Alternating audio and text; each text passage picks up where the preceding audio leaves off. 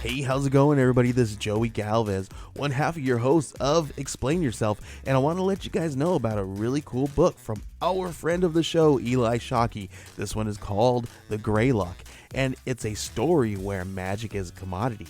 Potions are sold at corner stores. Orcs and dwarves earn a living in cubicles, not on the battlefields. But there are those who resist the house's magic's laws. Branded a criminal and forced to live as a wand for hire, there is a spell slinger they call the Greylock. Check this one out. You guys can pre-order issue 3 right now with code JAN241939, and make sure you guys are heading over to your favorite LCS and letting them know that you want Greylock number 3, and maybe pick up the first 2 issues. You could do that at the Scout web store. So make sure you guys are grabbing the Greylock number 3, JAN241939 at previewsworld.com. Okay, everybody. I have something really cool to tell you about. If you haven't heard yet about Anchor, it's the easiest way to make a podcast. Let me explain here. It's free. There are creation tools that allow you to record and edit your podcast right from your phone or computer. Anchor will distribute your podcast for you so it can be heard on Spotify, Apple Podcasts, Stitcher, and more.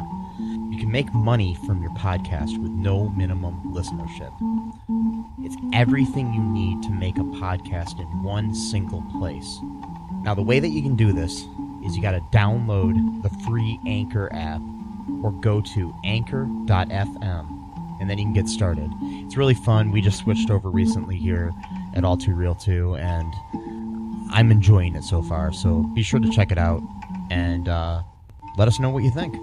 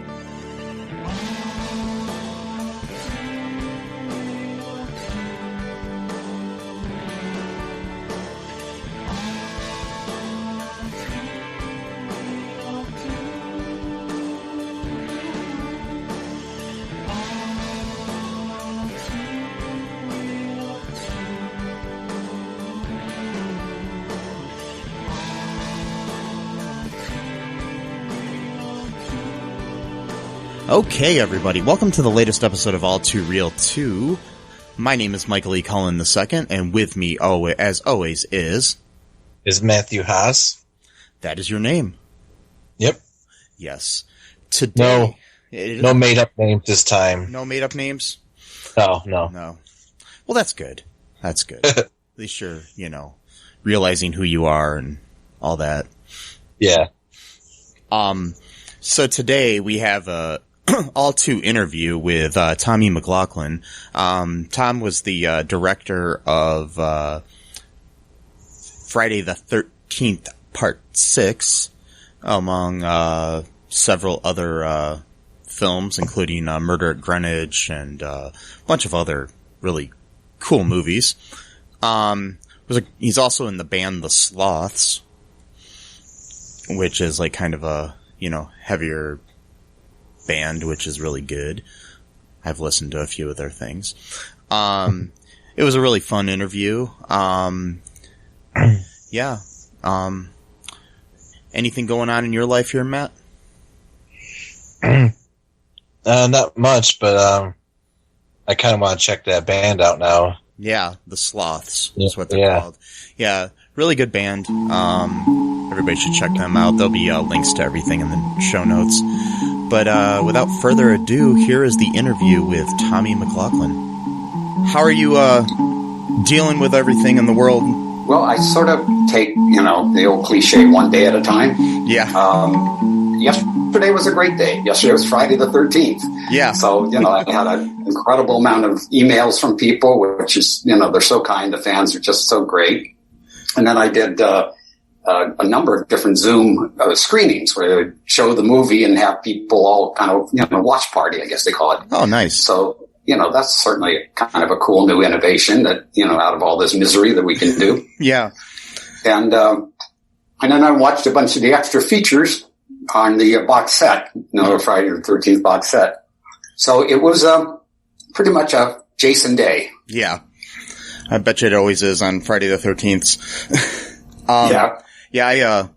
I watched about half of your Friday the 13th today because I hadn't seen it in a while, and I was like, yeah, and then I got busy doing other things, so I had to turn it off. But I haven't seen it in a while, and it still holds up really well. I love that movie. It's one of my favorites of the series.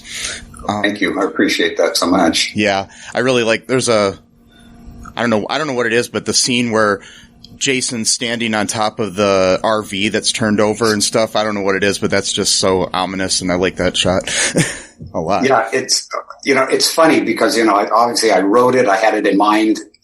It was the last night of the shoot, and it was the last thing we shot. And so everything was sort of riding on, God, I hope this stuntman doesn't kill himself. This was, nobody had done something quite like this. And we enforced that motorhome the best way we could. And he said, I'm going to go for it. I'm going for it. And he sure did. And that thing just sailed. And then that, shot of CJ, standing up there, it's just become this sort of thing for me, like, the caveman and the dinosaur just, standing there on, this big thing he just killed. Yeah. So it somehow has kind of lived on beyond all the other images for me on that movie. Yeah.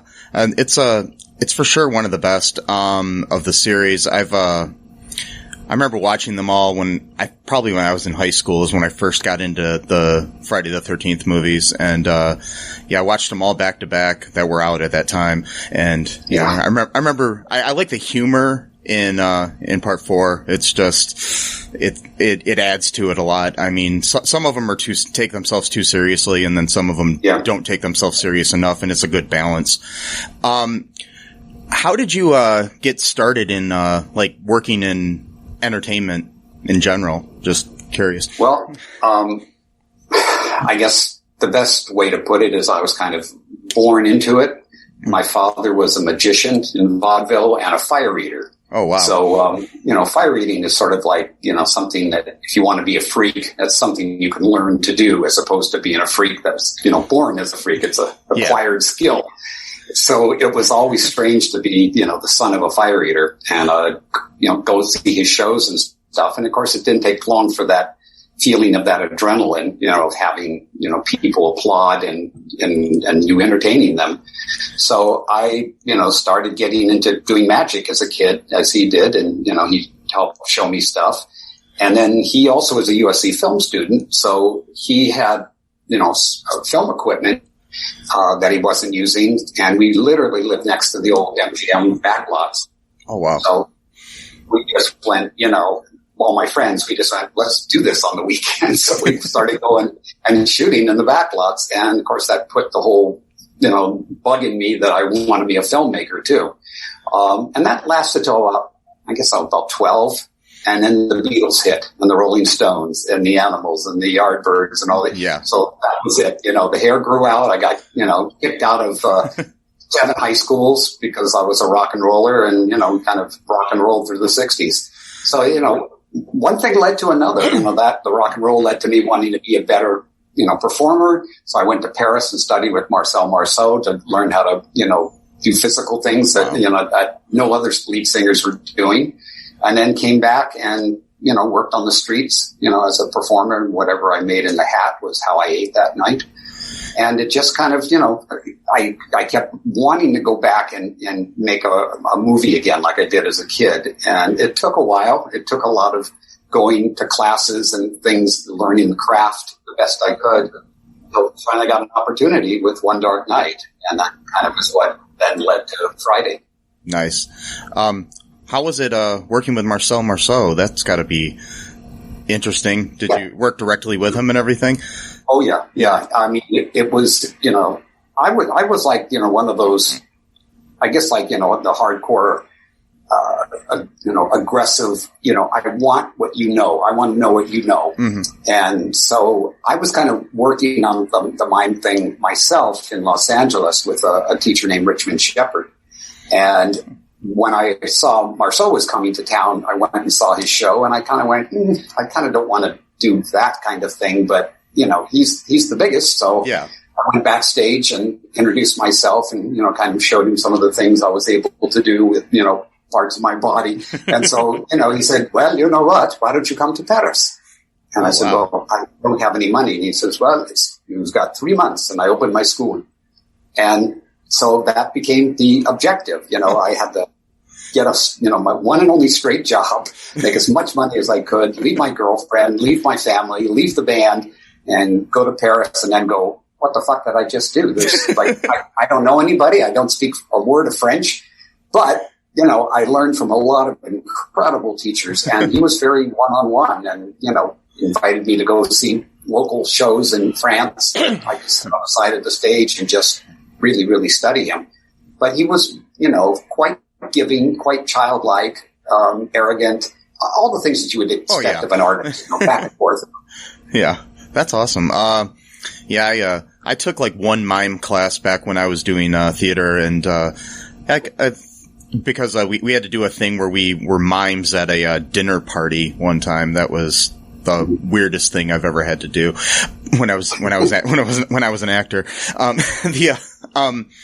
I was just curious. I saw that you worked with Dick Van Dyke as well on some things. Yeah, how was that? Because he's like one of my idols. I think he's just whatever pedestal you have Dick on, put him on a higher one. Yeah, because he literally is one of the best human beings, period, on the face of the planet. Yes. Not to mention how talented he is. And not to mention he's, 93, 94 now? Yeah. And he's still singing. He's still dancing. He's still making appearances. He's still going to see other people's shows and being supportive.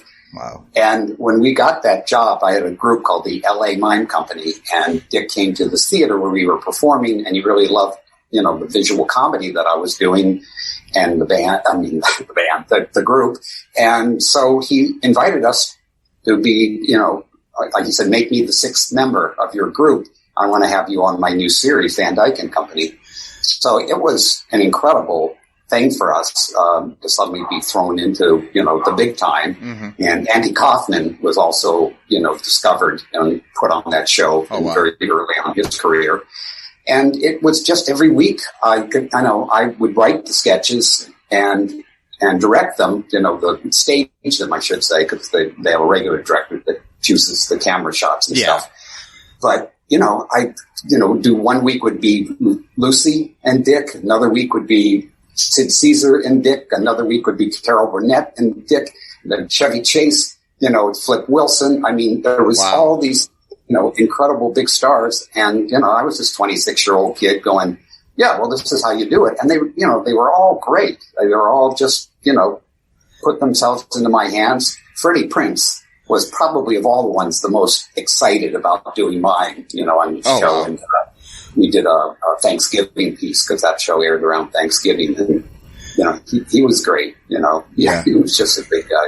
Yeah, I mean, seems like you've worked with some of the best physical comedians there too, like with Lucy and Chevy Chase and Dick, of course, and then it's just and that's we've seen Sid Caesar. Oh yeah, and Sid Caesar, He's definitely one of the ones who kind of created the art on television. Yeah, that's really cool. So when you went from that to then to directing. Did you take anything from mime to use into directing, to help you out, or? Yeah, very much so. I have a production company, which is called Cinemime, Cinemime. Yeah. And of course, everybody's always going cinema. No, Cinemime. No. But my goal was at that time when I created that company was to do movies and short films and things where most of what you're going to get from it is going to be nonverbal. And I became such a huge fan of Charlie Chaplin's movies, Buster Keaton's movies, Jacques Tati. When I was in Paris, I saw, his work. And I thought it's really possible to just, be a basically silent character and have other people react to you. So all the comedy becomes universal. I mean, there's no place in the world, there's no age. Kid will laugh at the same thing some, 90-year-old grandpa would laugh at. It just, no barriers with language. So when I started doing the movies, like One Dark Night has so many sequences that are in complete silence. Yeah. And it's all about music and sound effects. And then, working with, C.J. Graham, so much of what I kind of showed him the way I wanted kind of Jason to feel, and then he picked up the ball and ran with it in a way that, because he was in the military, he really knew how to do this. Somebody else, wouldn't have that kind of precision that he had. So, it was a great way to sort of take things that I knew physically, and then, I've worked with so many actors, in just the physicality of a scene, and the staging and so on. What kind of advice would you give to anybody that's interested in like getting into like directing or anything in filmmaking in general? It's since the beginning of films, it has always been hard. I would you have to kind of fall into the lucky club. And you can't give up. You have to keep going, because there's a lot of doors that'll slam in your face, and they, it's like, no. It's as I have actually film students these days, and I tell them, the problem with the industry is everybody's programmed to say no. No is the easiest thing, because if you say yes to like a project, bring a script in and say, I want to direct it, and you say yes, and you're an executive. If that movie doesn't work, you're out of job. Yeah. So most people are very gun shy at what they, agree to. And so, then they have to kind of test the waters and see if the next person likes it. And it's sort of like if something goes wrong, they can go, well, he did it, and if it succeeds, well, yeah, they bump up and become, head of the company. Yeah. But the problem is most times, most things don't succeed. Somebody asked me yesterday about, did you know, your Friday the 13th was going to, be so, 34 years and people are still watching it. I said, no, I just tried to make the best movie I could. I just tried to have the characters be likable, and when I cast them, so they all were different types, and tried to have a little more of a story. So, the fact that it lasted is just sort of those basic rules that you have to kind of adhere to, with storytelling. But in terms of somebody who wants to be a director these days, everybody's got one of these. Yeah. And you can make a really, really good-looking movie. The only thing that's a problem with these is the sound. Yeah. So you have to, go online and find some little adapter and get a better mic so that you can hear people and just start making stuff. I did it on Super 8, back in the day. That was the only, tool I had to work with. But now these things look so great. And, of course, as a filmmaker, you always want to have, the big equipment and all the people and stuff. But having these students now, they're all in their late teens and stuff. It's just remarkable, some of the things that they come up with and some of the things that they just kind of use that lighter, simpler phone to put the camera in places that, you've never thought of before. And those GoPros are amazing. Stick in a refrigerator, open the refrigerator, take your milk out, bang. I mean, there's nothing you can't, kind of come up with. But the hardest thing is the story. Coming up with a person that you care about, you're involved with, that takes you through the story. And there's, the classic 3 acts, a setup, a confrontation, and a resolution. And it has to kind of feel like it's gone through that arc to be most times successful. There's certainly movies that have broken that rule, but they're really rare. And the thing for me always is I hate when I watch a movie and I'm going, who do I care about here? I don't care if this person lives or dies. You're not identifying with them. You're not relating to what they're doing. It's like, you just start to pull. And, whether you're seeing a big Marvel, DC, kind of comic book franchise type movie, or just even some small little movie, and they just cast badly. The person there that's the lead, you can't connect to them. So it's so important to try to, if nothing else, try to get somebody that kind of comes off well, whatever the thing you're doing, whether it's a villain, or, the good guy. There's always got to be something about that person that you can kind of connect to. Yeah, you gotta care about the characters, or they're, whatever happens to them, whether it be, good or bad, isn't going to matter to the audience at all. If, it's like, oh, wow, that guy's got a new job, I don't really give a crap, or that guy died, I don't care either, that sort of thing. The refrigerator thing reminded me that where you said put a GoPro in the refrigerator. The first feature I directed, I put a Canon DSLR inside of a refrigerator. I don't know why. It was just on the whim. I was like, yeah, this guy has to get a beer out of the fridge. So I was like, I'll just put it in there. And it was pretty cool that you could do that with the way the smaller cameras are. So yeah, cause I directed a, horror comedy, actually had, Ari Lehman, who was the first, Jason Voorhees. He was in the project. It was Pi Day Die Day. It was a really $7,000 low budget movie, but it was still pretty funny. You also directed, Murder in Greenwich, which I really loved. That movie. Yeah, I'm glad you saw that. Yeah. A lot of people haven't seen that. Yeah. I'm incredibly proud of that movie because it was a really difficult thing to do because I have so many shots, and we were in New Zealand and everything had to look like Greenwich, Connecticut. And all the New Zealand actors had to speak with perfect American accents, which they did. Wow. I didn't know that was shot in New Zealand. That's cool. I've got the DVD of that actually. I've watched it from time to time. It's one of my, favorite based on a true story type movies. I tend to like those movies anyways, based on true stories, but that one, I think, the performances in it are really good. They really get under your skin because you're thinking, this really happened. This is bizarre. Yeah, that was how did you get involved in that project? Murder in Greenwich? Yeah. Well, I, obviously started out to be just a filmmaker for, the movie screens. Mm-hmm. And, I go all the time, or used to until the pandemic. Always, want to feel what a movie is like with an audience. Yeah. The solo thing is just, it's not the same experience. It just isn't.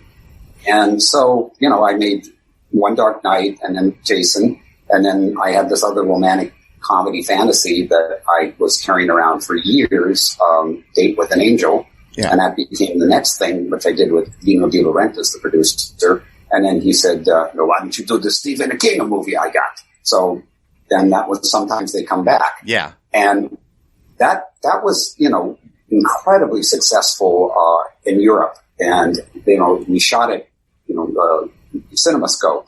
And then we also had to kind of frame it because CBS was going to buy it and put it on TV because, Stephen King movies at that time were enormously popular. Yeah. So when it aired, CBS then asked me if I wanted to make a big miniseries that they were doing, which was called In a Child's Name.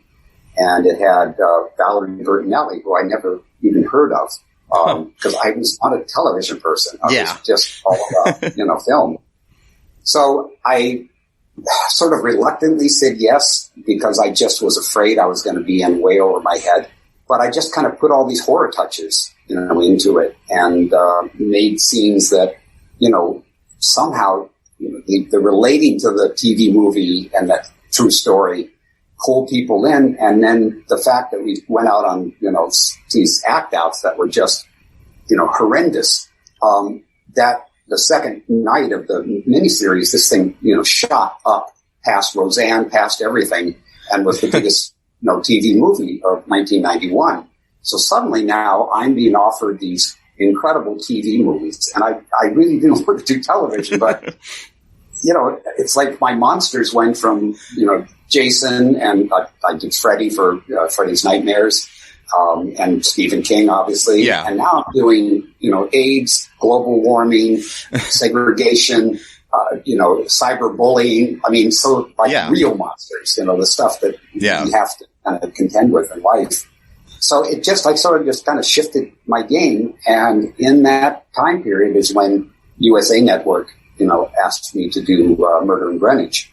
And so I really wanted to make that somehow really unique and very cinematic, the best I could. And I had a great crew and I had a great cast. Again, it's one of those things where every time, this is for you guys as directors, I had so much stuff to try to do that, each day that I had 3 units going at the same time. I'd go over and set up a shot over at this side of the house, and I'd set up. Sorry? No, no problem. Okay, sorry. It's okay. Let me kill this. So I would have something set up outside, have the cameraman there, go and set up something inside, and then maybe set up something like in the bedroom. And then I'd go to the first thing, we'd shoot it, go to the second thing, shoot it, then, give the first one something else to do. So I was just bouncing around, but we got, all this footage that I wanted for the way I wanted to cut it. Yeah. So it was going to be very kind of fast and, impressionistic. And, the producers were going, this is crazy. And the actors were going, this is fun. So, I kind of got away with it. But that, I really loved, everybody in there. Chris Maloney and I have been friends for years. We did 3 movies together, and Robert Forster was amazing. And Maggie Grace was such a heartthrob. I mean, just was terrific. Everybody. I mean, it was a really wonderful cast. Yeah, I think Maloney's one of the most. I don't know. I don't know if I'm going to say underrated, but he's definitely one of the best actors out there. I think anytime I see him in anything, it just seems effortless when you watch him, the way he acts. Yeah. And he's one of the funniest guys you ever met, too. It's great. What do you find different about directing, like, for like a film in theaters to TV? Is it the budget that's the biggest? Is there a hurdle of any kind, or is it? It's also flip-flop now that it costs more to make these, episodes. My son, works in the AD department, and, he was doing Westworld. Yeah. And that was $11 million per episode. Wow. For a friggin' episode. $11 million. How many, cool little films could we make with $11 million? Yeah. And then he went on to the Star Trek series, and that was $15 million an episode. Wow. And it's gotten so unbalanced that now if you want to actually make a film, you've got to make something pretty small and pretty intimate, to be able to just compete, get so that you can make it, and that the producers and whoever does the distribution can at least get their money back. Yeah. Because everything's going to television. And, when I was doing television, it was like, you're doing television? And it's like I said, when I'm shooting it, I'm thinking of the big screen. I'm planning for people to have bigger screens one day because they hadn't really come in yet. And the same thing when I mixed the sound, I wanted it to, go into the surrounds and make it as cinematic as possible. And boy, suddenly when Scorsese was doing television, all these major heavy hitters, Quentin, then it's completely flipped around. Yeah. Where, if you wanted to get a break, either you had to be part of that group somehow, some way, like you're the cameraman or you're the editor or you're the producer. They got a chance to direct all those things. But as just an up-and-coming director, you really have to kind of make your own thing and try to make your own noise with it and get it in festivals and, get somebody to notice you. And they're, if you're young, they always want to go, they always feel you guys know more than everybody else. You don't, nor do we. I've always looked at myself as a student. There's always something more to learn. There's always somebody that does something you go, shit, how did you think that up? That's amazing, And that to me is great. But as far as the industry goes, they're always looking for somebody to come along and say, I'll tell you what's really cool. And if you happen to be good and you happen to have this thing work, you've got a career for a while. You just try not to screw up. Yeah, it really has kind of flip-flopped, and especially now with the pandemic, everybody's at home anyways. So luckily, a lot of things that probably weren't, getting eyes on it or getting eyes on it now too because of, everybody's stuck. We're doing an actual creep It's called Creep Fest, Mm-hmm. Quarantine Creep Fest.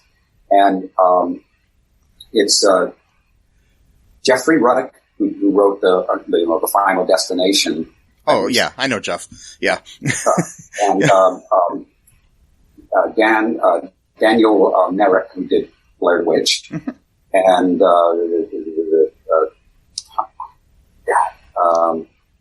he did God, I'm blanking. Underworld. He did the Underworld series. It's, I think, producer or writer. Yeah.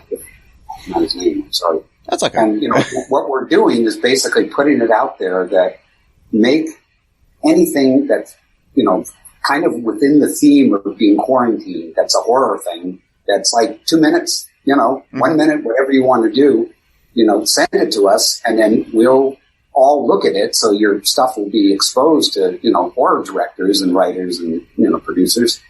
And then if you are picked as number one, you get like this $15,000 camera package, and then I think it's like $500 a second prize, $300 and all the way down. So yeah, we have that going on. That's now. pretty cool. I think that wraps up towards the end of November for that. But we're all doing a thing that Dan came up with called the Black Veil, which is like an episodic horror thing where he's bringing in these directors and letting us write our own thing and direct it. And of course, we were on that, ready to go when pandemic hit, so everything's on hold. Yeah, which is always, you always think, okay, one more month it's going to be over, and it's like, no. Yeah, I don't know how it is where you are, but like in Los Angeles, it just keeps getting worse. Yeah, I'm in Toledo, Ohio, and I was supposed to do, actually this morning, I was supposed to do a video, just interview shoot that I was supposed to do, and yeah, we got canceled because of the pandemic. So again, postponed again. We got postponed a couple weeks ago, and now we're postponed again because more breakouts in the pandemic, unfortunately. So, and yeah, I did do one thing that Fangoria was doing. It's for Shudder. And it'll be on like next year, like this time, Halloween and stuff. And I think it's called Monsters. And literally each episode is about, one of the, monsters. And, talking to the people who did Jason movies, Freddy movies, all the way down the line. And they actually had us come to the studio, huge rules, masks, all that stuff, crew all in masks, keeping the distance and things. But it felt great to be in a studio again, even though there's all these restrictions. But that was, kind of brave on their part. And there's a few film companies that are, just going for it. They're making everybody take tests every day. And so, the hope is, that they can still produce something. But they're losing so much time, with all these restrictions and the pods everybody has to stay in. Yeah. Separate Sure, people. it's taking them like twice as long to shoot some things. And exactly. Yeah, it's got to be. Yeah, I've talked to a few people that are on TV sets and stuff, and they're, being tested every day. They've got to wear the masks up until they're on screen, and a lot of times people forget to take off the masks when they start rolling, and then they have to reshoot that. You get so used to wearing the masks everywhere, you forget you have it on. What was it like working with, actually, I'm just curious because I used to be a big soap opera fan, working with Michael Knight on Date with an Angel. Was he a good actor? Or? Michael Knight? Yeah. Yeah. He was, I always seem like I'm going on crazy with actors, but, you get so close when it's something that you wrote and you have a particular vision, and then you find somebody who can add another element to that, which, makes it even better. And Michael was, that kind of an actor. And when we went on the road to do publicity, there wasn't any place that we went that women were just like, Michael, and I mean, we went through airport security with the thing beeping and nobody paid any attention. They were so gaga seeing Michael walk through. And I mean, he was just, amazing superstar. Problem is that, the soap opera audience don't go to the movies. Yeah. They stay home, they watch the soap. That's it. So we couldn't pull that crowd over as much as we wanted to. Yeah, because if they can get Michael free in their living room, they're probably not going to want to go pay for it, unfortunately. Yeah, I mean, it's just going out to the movies, if you have kids, babysitters, the cost, all that stuff, even back then when we did Date with an Angel in the 80s, it still was expensive. Now it's ridiculous. I mean, we've got theaters here in Los Angeles that charge $29 to see a movie. Oh, wow.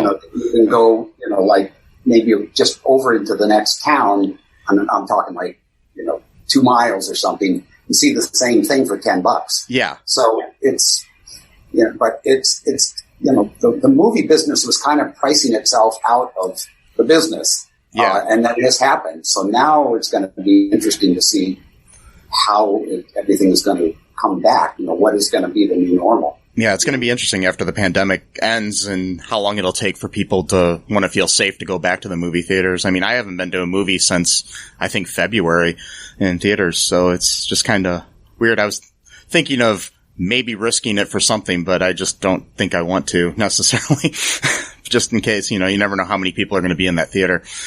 Yeah. I've gone to 2 drive-ins. Drive-ins are probably good. Yeah. Unfortunately, here in Ohio, our drive-in season, I think, just ended. So we're out of that, unfortunately. But we do have a really cool drive-in locally, which is cool. But, it's just unfortunate that it's only a few months out of the year.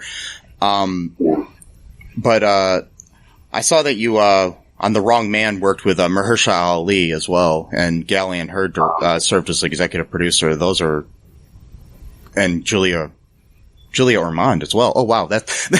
I have yet to see that movie, but I was just curious about the experience with that. Well, I knew Mahershala was special. There was no question. I didn't realize, just like working with Hilary Swank, I knew she was special, but I didn't expect, Oscars. Oh, yeah. One after the other. Same thing with Mahershala. But he's so spiritual. He's Muslim, and he's like really just cool. I mean, there's just something about him, just so chill and so wonderful. And yet he's got a range. He can do like anything. Yeah. And Julia Ormond was also incredible. I mean, she was a heartthrob in those early movies. Oh, yeah. And so getting a chance to work with her was amazing. And Gail, was, certainly I know. a very tough producer. Yeah. And, she really kept you on your game and, was very supportive, but always was questioning, you're going to make it, you're going to be able to, get this. And I thought because she was married to Jim Cameron, part of all those movies, I'd have all kinds of time. Like, it was somehow even tighter, on the budget. Yeah. Because it was just a hard movie to get made, because they sell all these things overseas, and somehow movies that dealt with any black issues didn't sell that well at that time overseas. So they weren't putting in a whole lot of money into it. But for me, it was a story and a chance to really make something that I really felt, personally involved with. And it was just, a great time to be down in Georgia. And, I'd go to Southern Baptist churches on Sunday and be part of that whole, the only white guy in there, but the energy and the, the singing, then they went for 2.5 hours in services. So you walked out of there just like, you'd seen God. I'm sure within 2.5 hours, if you haven't, you've been wasting time. Yeah. It's a one heck of an experience. Once a hell of one. That's not. Yeah, no. So, are you still doing music and everything too then? Yeah. Unfortunately, the last time the band played live was a year ago. This November of last year. And then we kind of went into, all right, let's start booking for the next year. And we got, a tour. We had a whole bunch of dates that were in the spring into the summer. And we were going to record the other half of our second album. And then, everything stopped. Yeah. And because, all of us are older, there's the other guy. I'm a little more crazy than they are, but, I'm going, let's just rent a large place and just separate. Let's just play together. And he's like, no, I don't want to, if I get that shit, it's like, okay. So there's been very, very little, even communication, but we've tried to keep, the website alive. I've just got involved with these guys that are, helping put our music back out there again, mainly using Instagram. as a way. And then I made a music video with one of our old songs, and I had this really wonderful, I guess he's 18, 19-year-old editor at the school where I work, put all these pieces from 2020, all, everything, all the pandemic things, the hospitals, the deaths, the Black Lives Matter, the looting, and the song is called I Want a New Life. And he cut together footage from other shows we did and was able to lip sync me to the words from these other performances. So it really, I thought, came across really powerful. But it's like we're living it still. It's sort of like, I get this feeling like, well, it's a good record of the time and the feeling. But it's like when you're depressed, you want to see a depressing film. So, we're going to kind of sit on that video for a while. That sounds cool, though. I'll have to check it out whenever you release it. Where can people find the music and everything? And is there anything else that you wanted to say before we end up here? Sorry. I'd love you guys to check out. We have a site, www.thesloss, SLOTHS, like the cute little things with 3 claws, but not so cute. And so thesloss.org, all lowercase. And then on Instagram, we also have at thesloss65, and that's the thing that's trying to put more music and things on there so you can hear. But if you go on YouTube and put in the Sloss Band, because when you put Sloss, you're going to get those cute furry little animals. But if you put Sloss Band, there's a lot of our live performances, a couple of the music videos, so you'll see the other side of me, which is pretty Very crazy. Cool. I kind of blank out when I'm out there, just like I become something else. But it's great fun. And so I don't know. Before we go, what would you say is your favorite film of all time? I'm just gonna throw out a random question. What I always say is Frank Capra's "It's a Wonderful Life," and people go, "The guy made Jason Lives like that." And I go, there's Frank Capra all through that movie. It's all about making people laugh, making them kind of care about the people. Mm-hmm. Some of the physical gags and things that I did, just a sense of humor, like with the James Bond tribute. All these things were things, because Frank Capra was like a mentor to me. I Date with an Angel, I bounced the script off of him and showed him the movie. Wow. He said that, he thought it was a wonderful movie, really, go see it.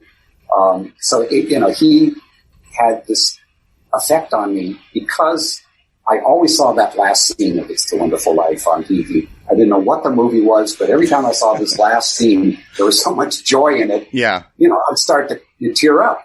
And I thought, what the hell? I never see what this movie is. And then when I was at a film seminar and Capra was there, he screamed, "It's a Wonderful Life." And I went, oh my God, that's it. So it sort of has kind of stayed with me as if you can make a movie like that and leave that behind. I mean, it's become the ultimate Christmas movie next to Christmas Story. Yeah. And it just has this sense of, one person can make a difference in this world. You just have to, believe it and stick to it. And, those very simple things that make you feel like, yeah, I'm glad I watched this. Yeah, it really got to me. And so that's why I think that one, for me, is my all-time favorite. Yeah, my sister has 7 kids, and a couple Christmases ago, maybe 4 now or something, but a few ago, I made all of them watch It's a Wonderful Life because they had never seen it, and it all connected with with most of them. I mean, the littler ones, obviously, they didn't care if it wasn't a cartoon, but but I just think that film does it. It's touched so many people over so many generations. It's just amazing. That's definitely in my top 10 of all my favorite movies of all time. Anything else you wanted to say before I let you go for the evening? Well, probably some people know that I've written a sequel to my Jason Lives, called, Jason Never Dies. So I'm sitting on this script and have this great vision of how I want to shoot it, but with the current lawsuit. I don't know when that's going to happen, and I don't know if this is the movie that they're going to choose. But I've been really letting fans know about it, and basically the kind of basic story. So I'm not giving away all the secrets, but just the basic story of it. And so that I'm hoping people will be supportive on that. And for sure. It's down to, would you guys sign this thing and saying that you want to see this movie? Lots of times that internet power really makes a difference. But I made a movie or wrote a movie for the fan in me, and hopefully people will feel that way if you love the series. Not that we're doing anything exactly like the other movies, but it's kind of it follows the rules of being at Crystal Lake and being isolated there, and Jason being out there, and except this time these girls don't know who Jason is. Or in Friday they were very savvy. Everybody was savvy about him, and that it's all sent during the winter. Oh wow! And all the kills and stuff happen on Thanksgiving, so it's a whole different way of kind of approaching the Jason story. That'd be very cool. If you send me the info, I'll definitely put that in the show notes for the episode so people can sign the petition for that and get that done. Because I'd really like to see that. Because I'd really like to see any Friday the 13th movie, honestly. Because I wish this lawsuit stuff would end so we can get more Jason out there or whatever direction they want to take it in. Well, the fans are making some really good ones. There's been a few that are not so good, but there's been some that really I went, wow, and I was in one of them, Vengeance, because they wanted to use my Jason's dad idea, in the thing, and I said, yeah, go. I couldn't do it, at that time because they were afraid that the fans were going to think the next movie was going to be, Jason's father and not Jason. Yeah. But they got C.J. Graham, who was, my Jason, and Jason Lives playing the father, and then I'm in the opening scene as the caretaker of the graveyard. So we got to do a scene together, which was great fun. Oh, very cool. I'll have to definitely check that one out too. Big Friday the 13th. I think it's my, with Halloween, it's my favorite series. Both of those are, I think, the best horror series ever made. I like Friday. I like Freddy as well, but there's, when it comes to the big three, I think, Jason's probably the best. I don't know. I've always been a fan of Jason. I played Jason in a haunted house a couple of years too, even though I'm only like 5'6" and not intimidating at all. But somehow it worked. So So the mask and any aggressiveness with him wearing a mask, real creepy. Wow. Yeah. So, well, it was great talking with you. Hopefully we can do it again sometime, and hopefully 2020 gets better soon, or 2021 is better for us. And then we can start seeing more films and more music and everything from you.